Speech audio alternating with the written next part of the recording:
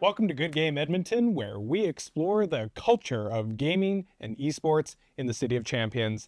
As always, I'm your host, Cellarcast. Joining me on the third installment of our Norquest Esports trilogy is Jackie Nguyen and Carlo Martin.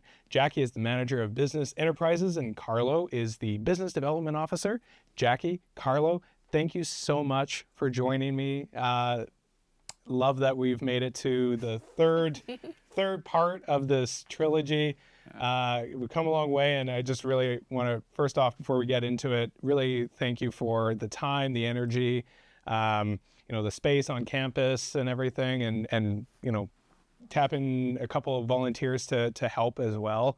Really means a lot, and just excited to dive into this third part here with you both. Yeah, it's quite the evolution. Right. We've come a long way. I feel like I've gotten to know Carlo so well now. Maybe too well. Too well? Okay. He's tired of me. Okay. No. Well, I just want to start off, by saying, obviously, Norquest Esports started off as just 4 Xboxes in a boardroom. We talked about this, to varsity teams, drop-in gaming, youth league, scholarships, dedicated staff members, plus, being out and about at events. From your perspective, Jackie, I want to get your thoughts on this. How did we get here? Why esports at Norquest? I'll get your thoughts. Carlo, feel free to jump in whenever. But yeah, Jackie, I'm curious to get your perspective. Yeah, for sure. Norquest College is the only community college in Edmonton. So as a community college, the mandate is to serve your community, and then also to differentiate, why does someone want to go to Norquest College compared to other post-secondary institutions. And so when esports was introduced as more of an extracurricular activity so that we retain students on campus, show them that there's life on campus, the vibrancy of our campus, that was something that appealed to the administration. Right. And then from there, we expanded to other programming because we want to make sure that Norquest Esports is the core to what we do, not just an extracurricular activity, but it is something that connects the students and the staff and the community on campus. So that was really what started our journey. Yeah. Yeah. Uh-huh. Now I'm curious, getting that recognition and that approval from the institution itself, kind of take us into some of those conversations, if you will, along the way, and how did those stamps of approval occur? What was the skepticism like, if there was any, and what were maybe some of the surprises along the way? One appeal of esports is the innovation that comes with esports. It is an emerging industry in Edmonton, Alberta, Canada, but it's definitely a global phenomenon if you look outside of Canada alone. So part of the appeal for of innovation is how can we differentiate Norquest College with other post-secondary? And at that time, esports seemed to be the answer. So when the board, the administration here, that we were going to introduce esports programming, they were attracted. They were seduced with the idea that Norquest College can be the leader in this new space that other post-secondary have not ventured in. So we had that first to market advantage that we wanted to exploit. And I think that was really what made the executive and the board to approve of Norquest Esports. And then from there, we had to now convince internally, how do we operationalize this idea and make it work? Profitability, the conversations, economic sustainability, how are you going to do that? Revenue driver, how does that impact students, the community, all of those activities and those questions were emerged after they approved it. And time again, we proved that, we can do it. And here's our roadmap that we want to show you that we're on. And then along the way, there would be a question of like, why are you doing this? And so the Youth League was an example, like why Norquest is pursuing this. Right. And again, it's a connection to our community. We listened to the community. They wanted this. No one was going to be stepping forward to take on this initiative. So we took it on. And ultimately, it's a recruitment tool for us as well to introduce these high school students to Norquest College. So that made sense for the college to invest in our infrastructure, equipment to be able to launch the Youth League. Okay. Well, and, talking about the community, getting those students, you're getting that validation and that constant approval from administration and stuff at the institutional level. So getting that validation, I think, I'd imagine on an ongoing basis, it's always that reassuring, of course, but on a community level, I mean, we even right here last episode, talking to Councillor Knack, providing that validation from someone out in the community, acknowledge that Norquest College is leading the charge when it comes to esports in Edmonton, especially on the post-secondary level, of course. Talking to Angel and Charlie, a couple of varsity players, their student experience was enhanced because of this program, thanks to this program. Personally, I could see their passion, really. It was that sense of belonging, meeting their significant other, like that. I mean, that has still stuck in my brain because that meant so much. I think just that building of student experiences and stuff, that sense of belonging. Numbers aside, though, what does that validation mean to you? Like, how do you sort of log that into the reporting? Numbers aside and everything. Well, I mean, I think numbers is always kind of relative, and I want to bring it back to why it works almost for Norquest Esports and Norquest College is because whenever it's very common to hear from other post-secondary institutions when they're doing their research and they're looking forward to trying to figure out how to do esports at their own at their own place. A lot of them look at the numbers that are out there, and it's hard because you're looking at numbers that could be most likely North American, which is in the States where they have 350 million people compared to our population, right? So for us, whenever we deal with our numbers, like for example, having 100 plus high school students in our youth league that started yesterday, that's proportionally insane, right? Like, first of all, we've never had this opportunity for them. And so if you wanted to do the numbers, it'll look quite small. But the impact, that's something it's quite hard to quantify, right? So like that's where I think our board really continues to support us, is because the unquantifiable stuff is actually super easy to see. It's just hard to calculate. And anything to add, Jack? No, yeah. He covered the good stuff. Yes, yeah. No, and I mean, again, chatting with Angel and Charlie, like something they talked about that I thought was super important and really why I'm doing this show was that this is for everyone.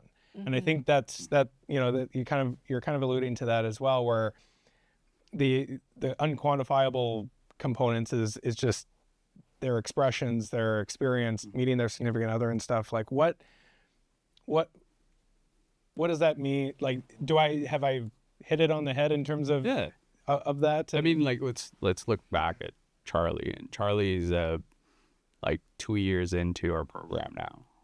He's my captain for our Tekken team. He's made it to the playoff run for ECAC. Nice. So hopefully this week is good results, right? Like there's somewhere I can knock. I think one of things that always stuck to me, and it's not just Charlie, it's a lot of the varsity students that we've gotten, is that they legit would just come into school, take their classes, do the learning, and then go home. And that's completely changed, right? And we're not just talking about our varsity athletes. Our community that we take care of that are not in the competition side of things, Right. really value the part we're in. They can come in, they can game, they can introduce their friends to the things that they're passionate about. And it's nice to see that, like, from the background. Like, it's one of those things that if you get to that point of feeling that certain moment, it really moves you forward. So yeah, you hit it on the head.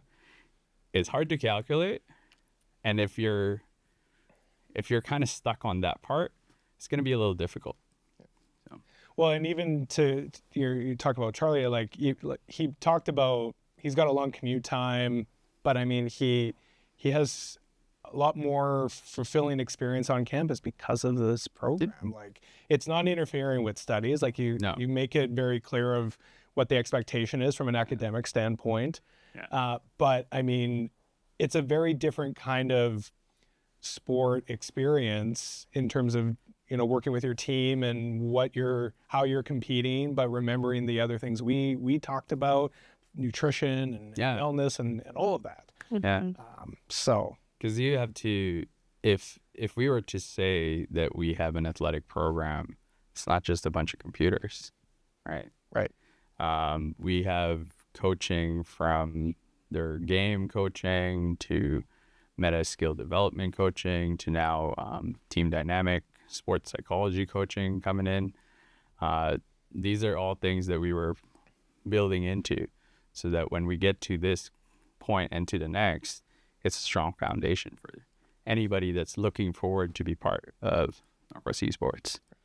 Yeah. Yeah, and I guess at this point, sounds like just these other post-secondaries just got to get on board so that, you know, you guys can do more competition locally. Obviously, you know, we talked about this before. Right.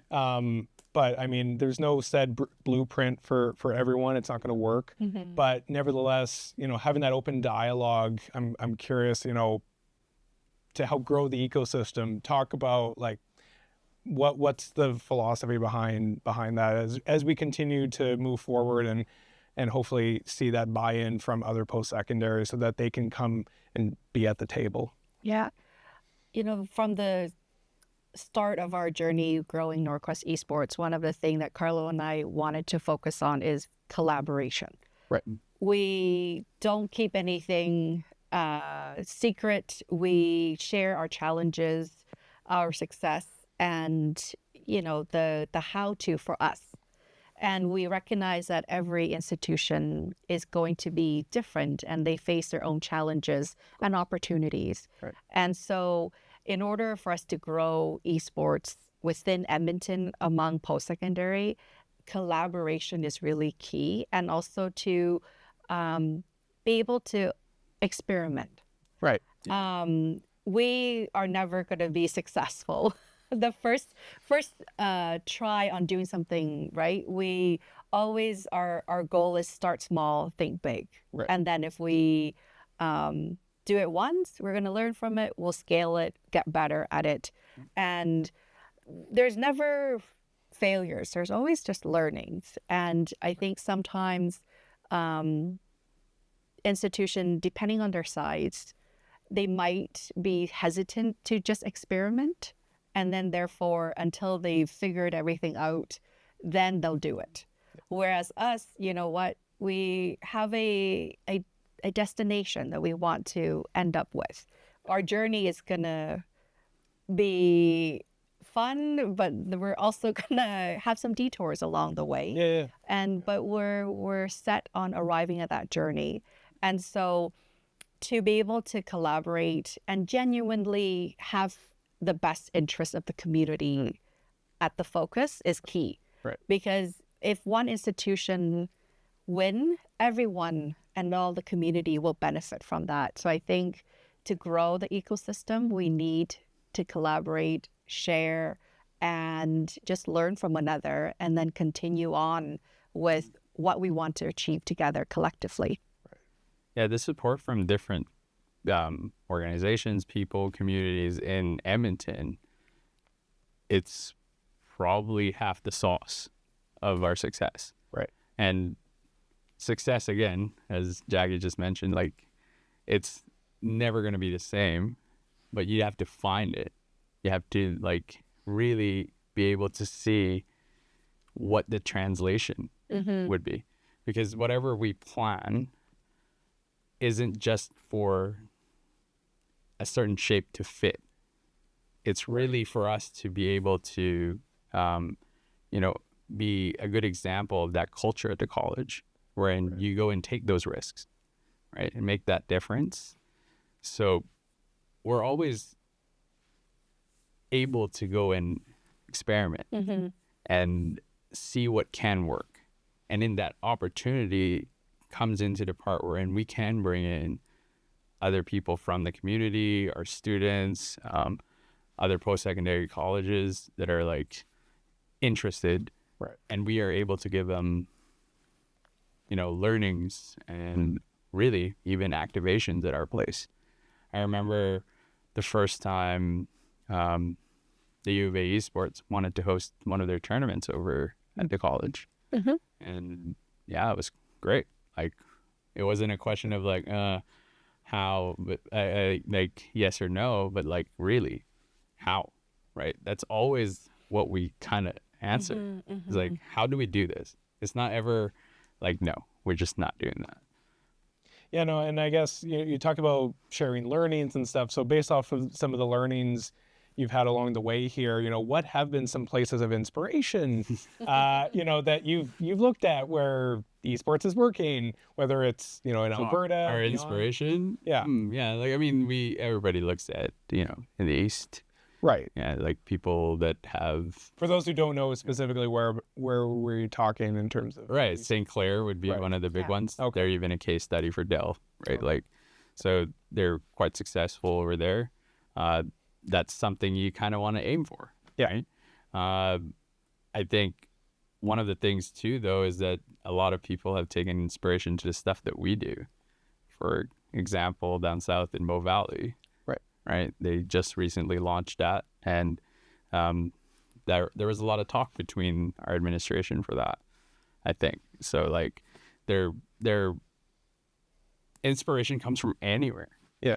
Right? Like, for me, a lot of the stuff that I do is like, how do I picture myself in an esports activation, and how do I want to feel? And that's how I want my students to feel, how our community wants to feel. Inspiration is everywhere, and like, we just want this to be really the place for Edmonton. And we use that as a North Star. Right. So, yeah.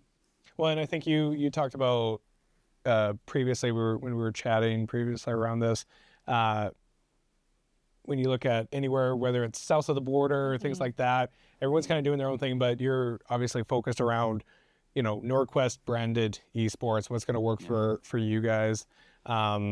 So makes sense, I guess. Yeah, it's just trying to build your own thing as you go, but because we're not serving those people. Right. Yeah. It's a very different audience. Yeah. So And it's certainly we would absolutely take inspiration from different places. Absolutely. And we look at other post-secondary that are similar to us as inspiration. But then we also look at, okay, like if we run a tournament, we want to do what is, we think as an audience, as an attendee to that tournament want. Right. Yeah. And we have a team that will give those insights. And then we look at, some of the top tournament elements, like, Carlo laughed at me when I was like, I just watched the League of Legends World. And like... I was like, like that's the inspiration that we like, okay, what elements do we love? Like, apply right and then now? we scale down and apply to our tournament. And then that's what we want. And then so same thing with the youth league. Like as a youth, if we participated in a league, Like, Oh, what are and those elements that we want? That's the big collaborative effort from everybody we've been working on. Like for the past 3 years, we started with doing tournaments, right? And What was the first game? well, for the first tournament In when I was person, there, right? in person would be FIFA. FIFA. Okay. Soccer, as you know, is like just world dominating. Yeah. Really, and it was like serendipitous that during at that time we were engaged with a restaurateur that had Italian background, and so he was very into soccer. And it was like really just right after the lockdowns, and we were like, okay, let's go do this, let's try it out with our 4 Xboxes, right? And we were expecting maybe 20 people. We had like over 100 people come by. We were just gonna do drop in, like just play. And then there were like 28 people were like, where's the tournament? So right there and then we made a bracket from a whiteboard. Like somebody had to run to Best Buy to get gift cards. it was exhilarating, and yeah, it was honestly almost addicting. It was our minimum viable product. Right. Right your on the MVP, spot. right off the bat. Right on the MVP spot. right there. It was the Yeah. start. Yeah. And then we fast forward to all these different things, and like our teachers and people that represent the school boards, everybody has their concerns, and it's very important to listen to them because those are the people that know exactly how this is going to work. Right. So when we took 3 years and we applied it, and hopefully everybody's happy. I mean, yesterday was pretty cool. Nice. And What happened yesterday again? yesterday was drop-in. Yesterday was drop-in. Right. So that's a big part of like the youth scene for esports is that not everybody has access. Right. So it's not just for students on campus like Norquest. This is for the youth league that we've created. Okay. So the drop-in for them is the time wherein they have access to meta-skill coaching from OTB academies. And they also have access to our facilities so that they can practice or just really have fun with their fellow youth league registrants. And also, this is the opportunity for teams to be like, hey, we're coming in on Monday. Can you make sure you have a space for us because we want to get ready for our match on Wednesday? Right. Right, because their matches are in person in Wednesdays. Throughout the week, they have online matches alternating throughout the week. But like the highlight of this is putting a face to that competition. Because previously, high schools would have to join online leagues. And there's a whole can of worms to open with that. But really what a lot of the people that we've been seeking advice from is really it goes back to like, there's nothing to touch. There's like physically nothing to touch. And that's like a first checkbox that we need to tick for this first season. And yeah, that's how we're going to start this. Hopefully we get to grow this a little bit more. Yeah. Right. Well, fingers crossed. I want to circle back to something you mentioned as we were talking about like inspiration. Since a place, you mentioned Bow Valley, like they open up a space. I know this could be a whole episode in itself, which, for I'm excited for them. I really am. It's exciting. It's moving the needle. It's putting Alberta on the map. And I really feel as a community, that's something we can be excited about. But looking at Norquest, in terms of a space, in a tangible world, like what would be some things that you would hope to have? I know we've wrestled around with this in the past, but is it working off of existing space on campus, or ideally part of some future development? Kind of paint a bit of a picture for us. Like what would be some tangible things of what a Norquest esports space? We're laughing because every day we try to paint that picture. Right. Yeah. Okay. And space is a big challenge right now for Norquest College because we're growing and we're outgrowing the current spaces that we have. Out or up? Yeah. So I can't remember the capacity ratio. We just got that information. Oh, okay. We're like doubling up basically. So every day shortage of space is a huge challenge. For esports, we absolutely want to have our space. And, you know, there's a few things that we want to make sure that we include in this new space. We want Norquest Esports to be the hub of esports in Edmonton, the place to play. When we saw the Alberta esports strategy, the place to play, one of their strategy really resonated with us. Right. Yeah. So, and that's partly why the youth league is a result of that, is we want Norquest Esports to be the place to play for our youth, because, you know, they want to have a inclusive, safe access to space to play. Right. So, one, establishing the place to play. We're also wanting to make sure our varsity program is growing each year over year. So we want to make sure this dedicated space is for varsity. Yeah. And then another area we're exploring is also production. As we do tournaments, we need to be able to upskill and in-house production skills so that we can produce. But also that's something that can lead into, you know, summer camp or workshop, that the youth that are aspiring in the esports space, it's like, you know, now I can actually potentially have a career, but how do I jumpstart that? Right. Yeah. So then that's another area. And then talking about education, we also want to pursue micro-credentials. So right now we're working on an esports micro-credential. Yeah. And so academia is still important in esports. And we want to create pathways for students to look at esports and see themselves pursuing a career path. And right. How do we do that? Right. And micro-credential it's a whole new territory that all the post-secondary institutions are still figuring out. Okay. I just attended the Alberta Micro-Credential Symposium. Right.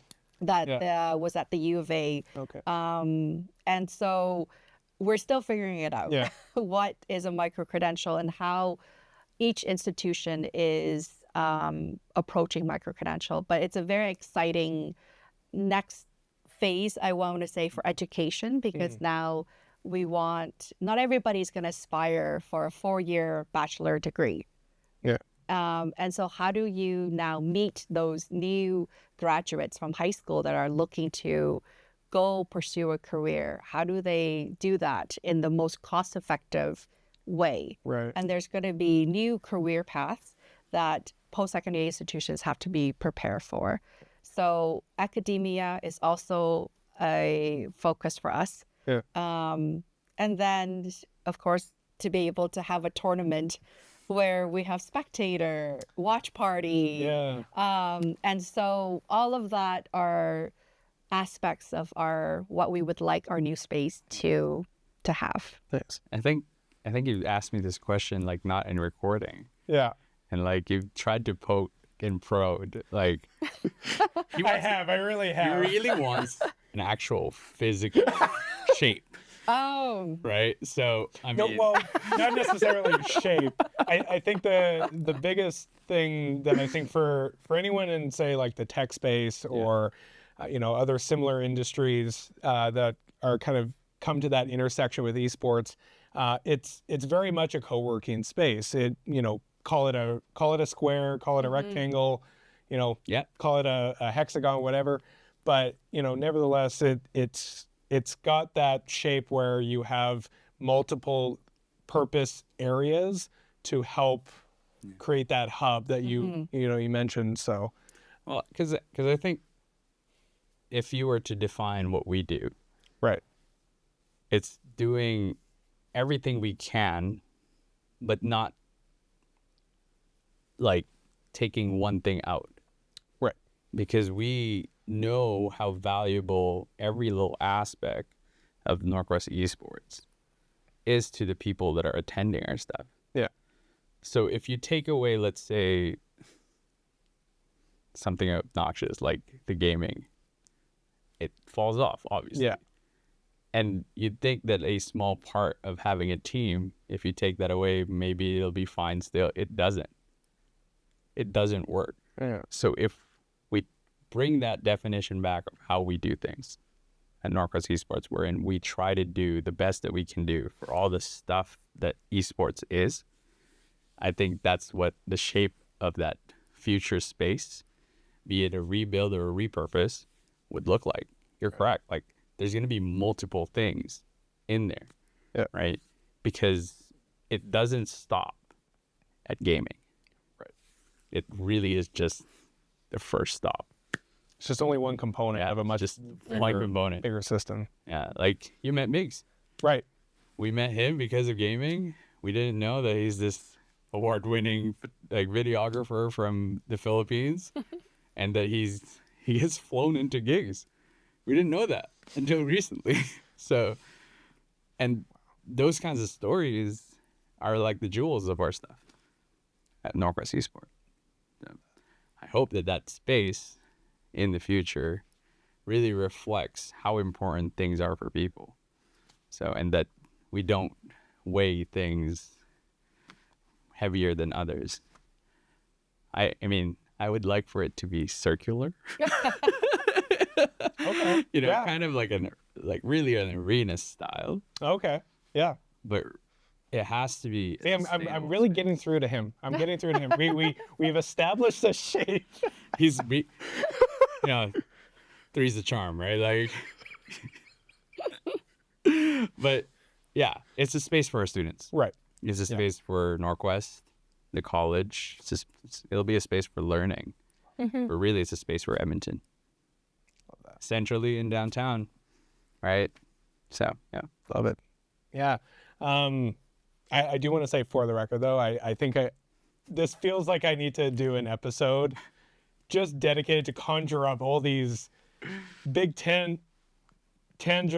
all kinds of ideas for spaces for esports in Edmonton. Like, we could convert that tower. we could each floor, like. I think every day I legit have a different vision for Jackie, and Jackie has to like take that. Like every How am I day. going to explain this to them? And like Jackie like also does the same thing, and I'm like, yeah, I want that too. So yeah, hopefully, like we progress the way that we're progressing, and that the college is in full support of what we're doing. The college knows what it affects the community. And right. Well, and you said this isn't just a space for Northwest. It's not just a space for students, but for Edmonton. Yeah. We talk about being in downtown vibrancy. That's huge. Working with different partners like the Downtown Business Association, and also just in terms of that vibrancy, also that downtown education district, if I'm not mistaken, that's being worked on. You guys collaborating with Nguyen. I did my homework. He did do his homework. Well, I'm curious, and for those of us who don't know, because I think it's still kind of early days with that concept.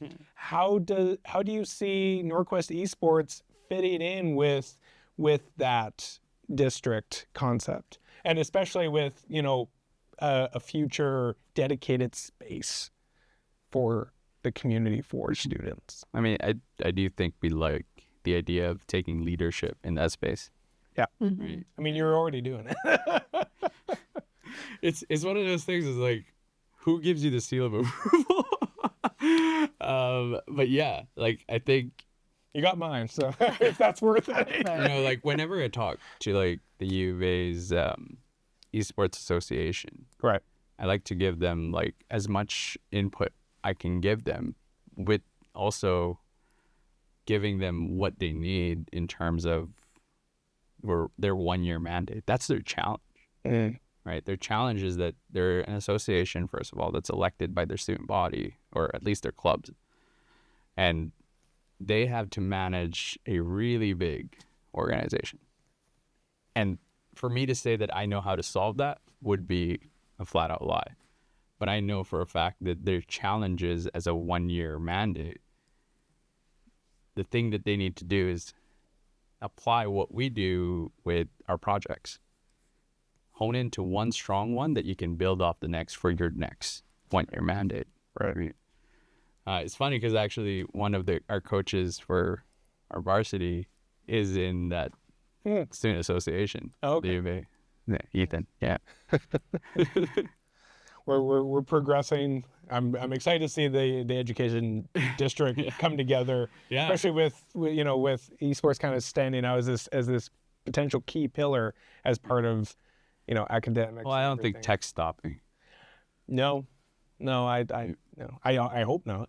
I mean, we have AI and all this other stuff to explore as well. But machine learning is exciting at Northwest. Right? There you go. So, that maybe another episode. Yeah. In the future. So you haven't gotten rid of me. I yet, have a couple of alumni now from machine learning. We'll talk. Yeah. We'll talk. and you thought that this was the end, but we'll keep going. But nevertheless, you talked a little bit in terms of, I think, what students can look forward to in terms of micro-credentials and stuff, as maybe building off of that. Is there anything else that, students can hope to see that will be offered for them, whether they're post-secondary on campus or, leading up to post-secondary, that you're able to share at this point in time? I think one of the, all of our initiatives, they're born from us listening to what students are wanting. Right. So the current ones that has been on their top list is a place to play. Right. That's something that they want to be able to have access to, and so we're working hard to always make sure that we're able to provide that. So that's first and foremost. Right. And then the next one they were thinking is like, we want a tournament style. And so we I was like, okay, yeah, we could do that. And here's what we'll do. And then depending on the feedback that we receive, whether it's a, yes, we're going to go ahead, or you know what, we don't have enough interest, then we'll pause. The Youth League was an idea that we had many years, it was something that we wanted to do. Right. Let's be honest, we were aiming for a 2025 launch.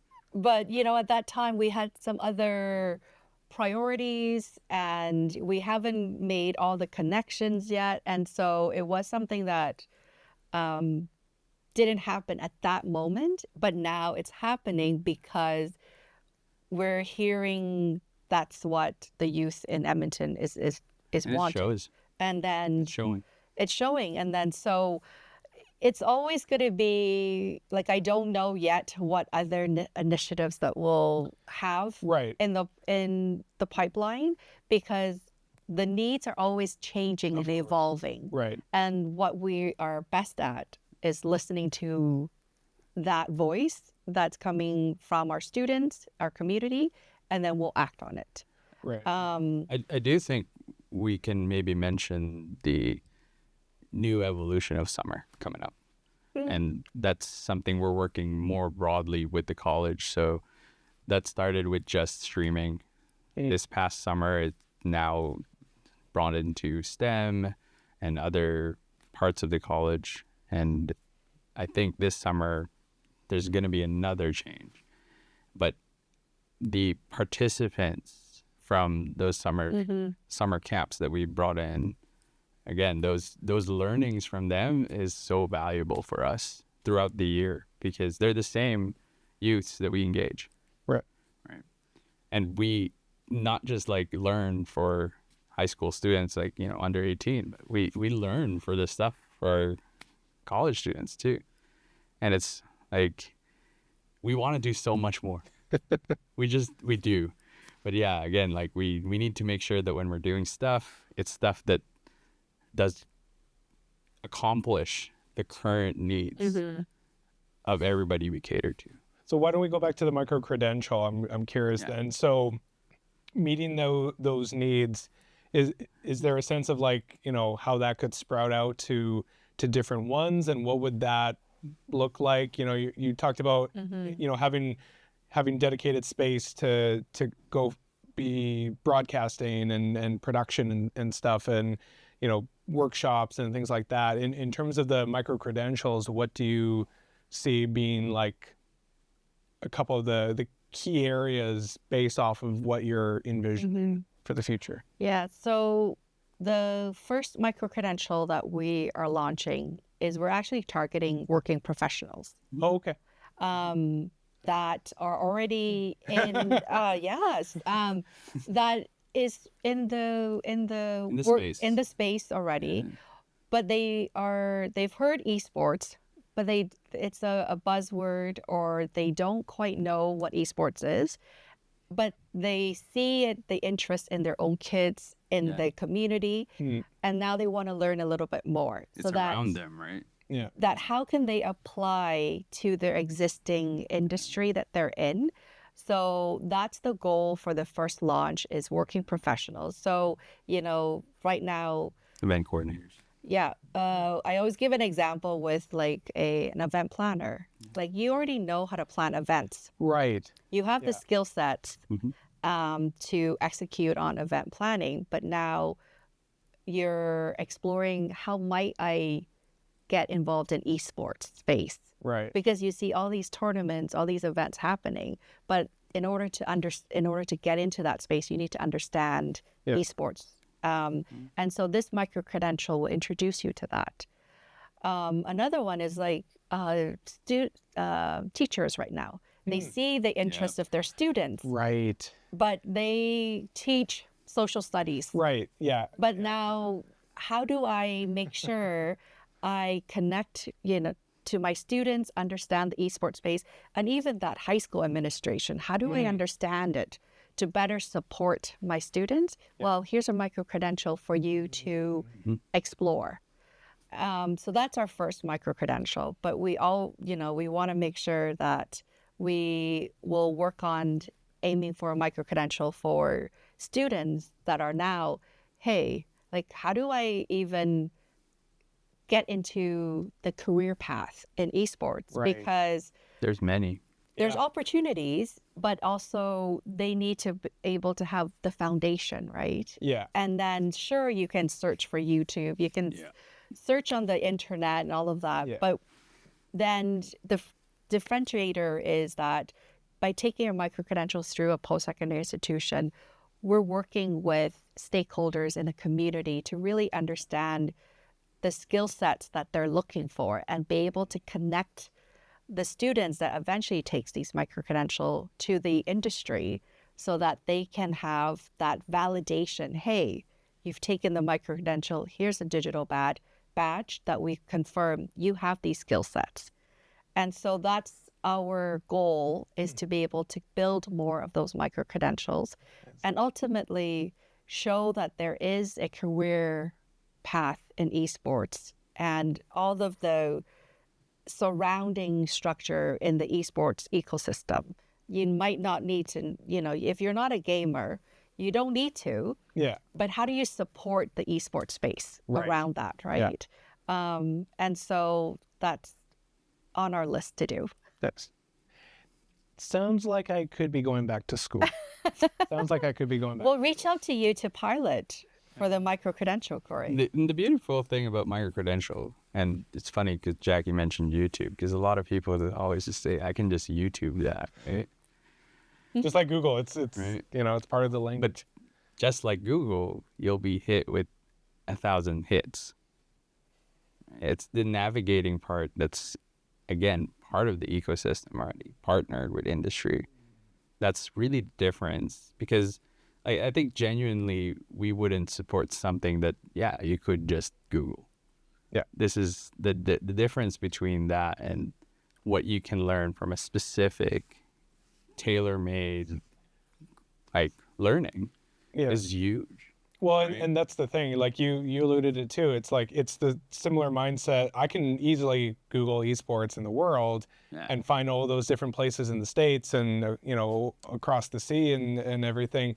But I mean, is it going to work for me here in Edmonton, here in Canada, here in Alberta? Is it going to work here? Is it a plot? Is like all the theory and the execution and stuff, is it actually going to work the same? Yeah. Probably not.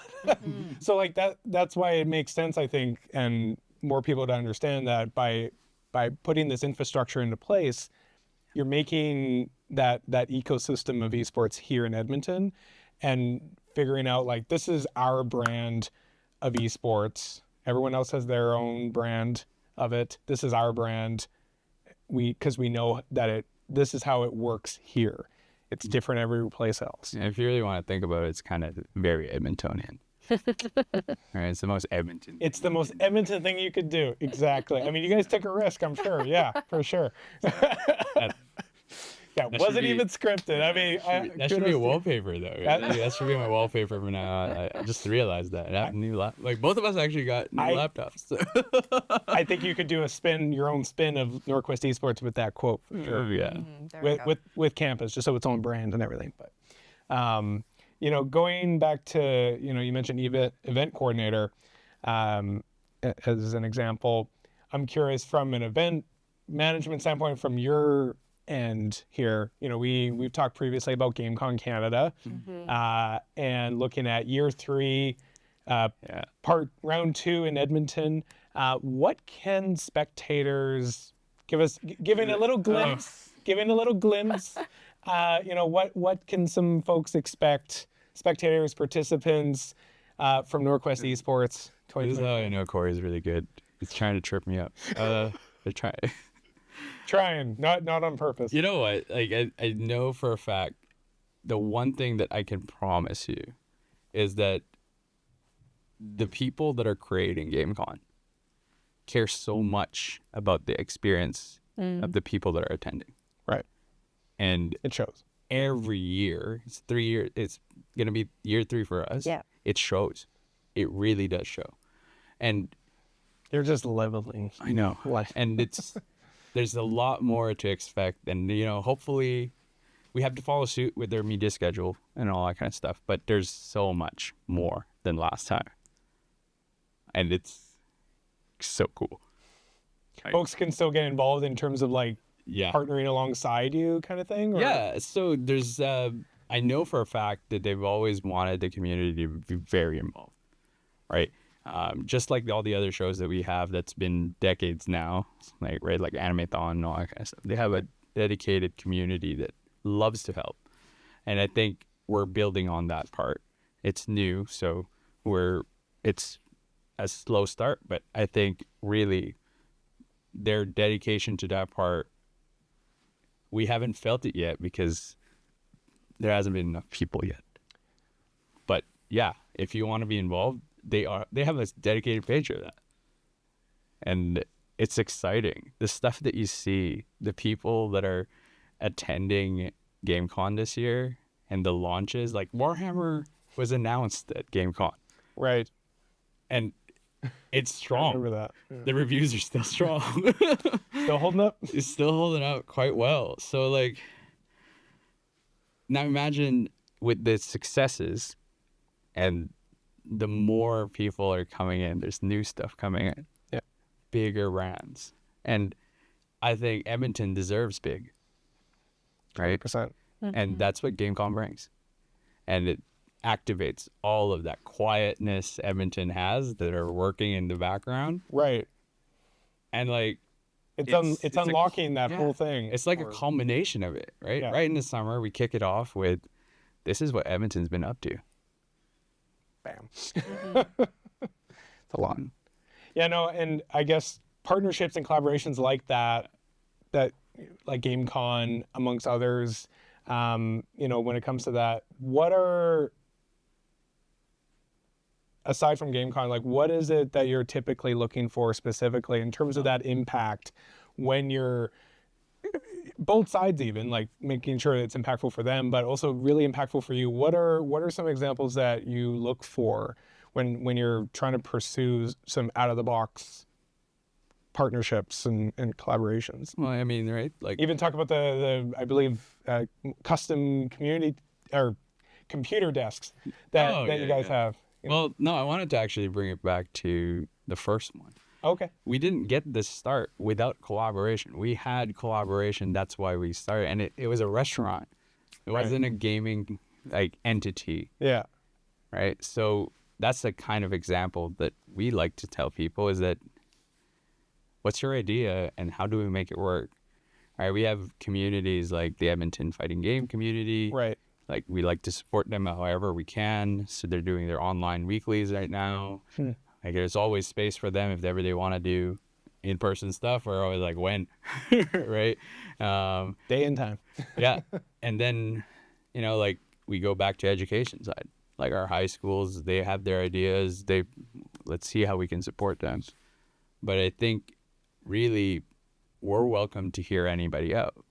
I mean, good game, right? And like price, like this place, all of these things, like really is coming from the esports side of things. I don't know the future. Neither does Jackie, but we want more. Yeah, I can tell.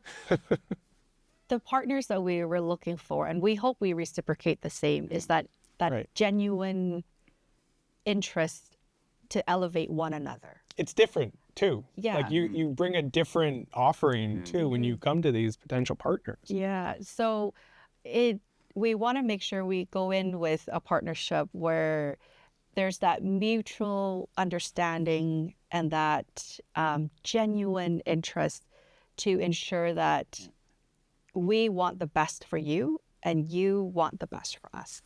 And the relationships and the partnership that last for us is due to that. And, you know, you mentioned the uneven desk. They were the one that Carlo found on Linus Tech Tips. yes. Yeah. He saw the video and he messaged me right away. I think I found it. That was it. Just I think I found it. Yeah. I wish teams kept history because that's legit. That's legit what I told her. Because we had a problem. We had a problem at that time because we didn't have a dedicated esports space. So we kept thinking, like, how can we find something that is mobile for us to activate our esports tournament anywhere around campus? And all the options we were looking at, it was either custom built millwork Carpentry, that you would put in your computer, your monitor on wheels, and Those were the first Apple computer. you would like have to wheel it around, and it's bulky. cabinet. It's custom. It's going to cost a lot of money. And Right. so that was a problem that we were faced with. And that one day, Carlo watched Linus Tech Tip and saw the review on Uneven, send it to me. I watched it right away. We got on a call and we're like, I think this is it. And then Carlo reached out to Alexi from Uneven. And Well, actually, I just reached out to Uneven. oh yeah, Uneven, the contact us. Yeah. And then And then I get a text, I get an email back, and it was Alexi, so and I was like, The founder of the. the founder, Oh. the co-founder, it's brothers. Oh. Okay. Yeah. So they were here at GameCon Oh. to just check it out. Wow. But I just thought it was some other marketing guy. I mean, that's usually. yeah. I feel. And then he was like, "Yeah, let's meet. Are you cool with just FaceTiming?" I was like, "Okay." And I was like, at that point, I was like, "Oh, it's not through Teams. It's not captured by any kind of like customer management system." Like That was CRM. the red flag. So like I was like, "Huh, interesting." And then yeah, he introduced himself. Yeah, it was him and his brother. They want to just solve this problem for people that like want to have a mobile gaming experience. And then I told him our story. And there and then he realized the pivot they needed to do. Yeah. So now they target academics. It's esports productions that they target. They target schools and school boards. Health, so they're based in Finland. Okay. It took 2 years for the Finnish government to actually connect with them and start applying it to their schools. But we like to get I didn't know until Alexi had to tell me specifically, like our business model came from our engagement, right? Because we bought the desks, We assembled it ourselves, and we're going to be 40 deep soon of these desks. And it's not stopping for them, because all these new ideas from the different people that are now realizing the potential of the product are coming up, right? Like Jelly Roll's coming into town. Jelly Roll has his own uneven desk, and they make custom accessories for him because he's a music producer. Right? It's cool. That's innovation, and like we love that because they're growing with us, and we're growing with them. Is Norquest the only No, academic that has it? no, Here- El is Rose there? has it in Oh, St. okay. Albert. Oh, nice. Yeah, Yeah, they have they renovated last year. Mhm. Was it last year or the year before? A year before, and then but they came to visit us at our space, and we showcased the uneven desk, and then It was a couple of tech from was their tech IT. guys, so they understood. Right. Yeah. Yeah. Right. And they're like, we should. Yeah, so they bought 12. Wow. And their space is like almost as big as this space. Okay. And they renovated with air conditioning. They had secret lab chairs. When we first visited, I told Jackie, he's like, why don't I have those chairs? Ooh, you started something. now mean- we do. Now we do. Now we do. now you do. That is true. Back checking from part 2 of Yeah. the show. Now we do. Yeah, you do. Yeah, those kinds of collaborations we're looking forward to. Yeah. And Edmonton, again, as a hotbed of innovation, we're looking forward to more of those coming up, right? It's only the beginning. Mhm. As you continue to build these, relationships, especially on a national level, obviously, like any other thing, there's different membership organizations out there. I'm thinking, like, example-wise, Esport Canada. Talk about what the impact has been for being part of organizations like Esport Canada, especially on a national scale for Norquest. It's a great place to see what everybody's doing. Right. Everybody there, especially even like really recently, there's been a shift in terms of either their organization or whatever. But it's really shows and reflects that everybody wants to learn. Right. What's working for you? What's that kind of stuff? And they take care of Esport Canada in multiple levels. There's a PSI level, there's a the education level. I'm assuming at one point they'll probably try to take on the semi-pro and that kind of stuff, but I don't know, right? But for us, the biggest takeaway for having that is we, again, love to share what we do, but also it's nice to see the people that are also still hungry to do better for their community, their post-secondary, for their people. Right. And I think that's the biggest benefit, right? And again, one of those like hard to quantify thing. Fair. Right. Esport Canada, I think at one point will have to do some kind of financial model in order to keep growing. Currently there isn't, but I think there's talks about it. And every association, that kind of stuff, some has to have a feasible way to operate. So it's not really much of a hindrance. It's more of like, we're curious how that will look like. Yeah. But another example is like we're in ECAC, which is the Eastern Conference Athletic Division here at North America. Okay. They charge X amount of dollars Right. for our athletes to compete in. And the value of that is there's a goalpost. All right. Where does your athletes land? Right. But again, the hard part of that is that it's online. At one point, really, I think esports in Canada will hit a maturity rate wherein there's local, provincial, and national, just like our regular sports. Right. Right. And Work your way up. we're in for that ride. And again, the people that we work with are experts in that area, from basketball, from volleyball, and hopefully we do them justice. I know I've asked Carlo about this already, but I want to ask you, Jackie. Yes. What is a GG moment that that has really resonated with you, that's just still living in your mind rent free along this journey thus far with Norquest Esports? I would have to say, like the growth of my team. What started out was just Carlo 50% esports, and 50% was continued education. I wasn't really dedicated to esports either. It was 50%. It was half 50, of FTE. yeah. So to start out with that to now where we're at right now, where we have dedicated our 2 esports coordinators, Avala and Noah. And now we have our nightly volunteer alliance, KVA, dedicated volunteers to esports. And our coaches that we recently onboarded to help with our varsity team, like just the growth of people within esports, my team, is a testament of all the things that we've done from start to where we're here. And also, you know, I love it every time I'm able to post a posting and it's a career at esports.